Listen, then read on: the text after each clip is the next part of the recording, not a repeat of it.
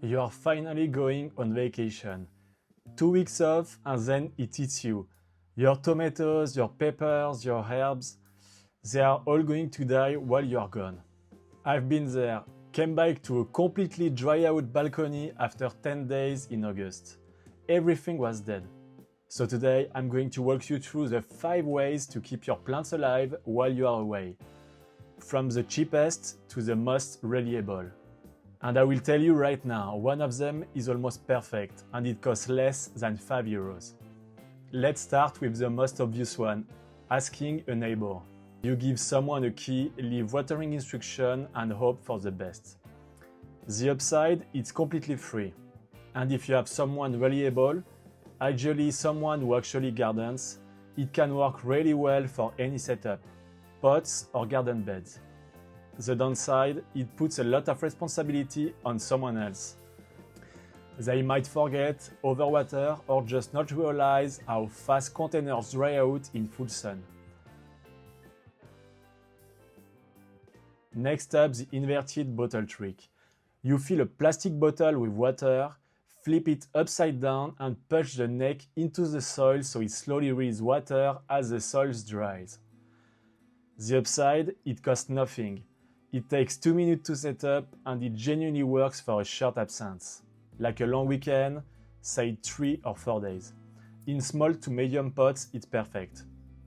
The downside, the bottle empties fast and can clog with soil. Now let's talk about drip irrigation skits. You connect a network of small tubes to a water source.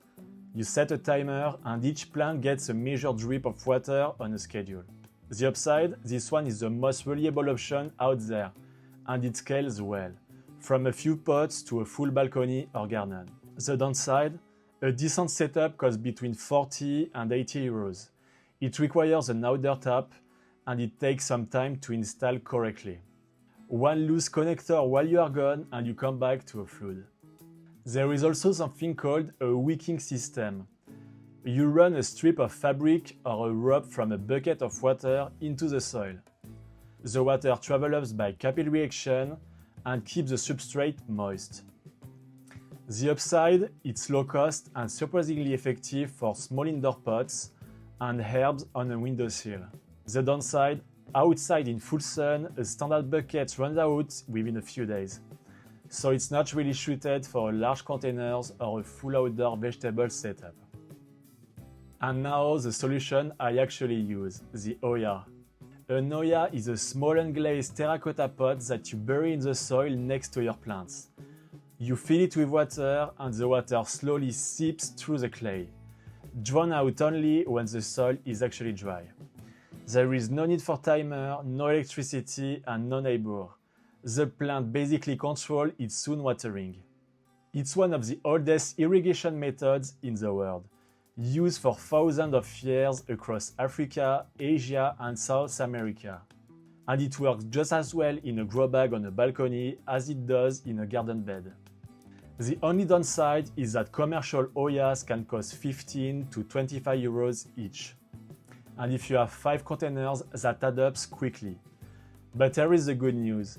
You can make one yourself in 5 minutes for under €5. I already made a full step-by-step tutorial where I show you the 1 key trick to test your pot before you bury it, so you don't run into any bad surprises while you are away.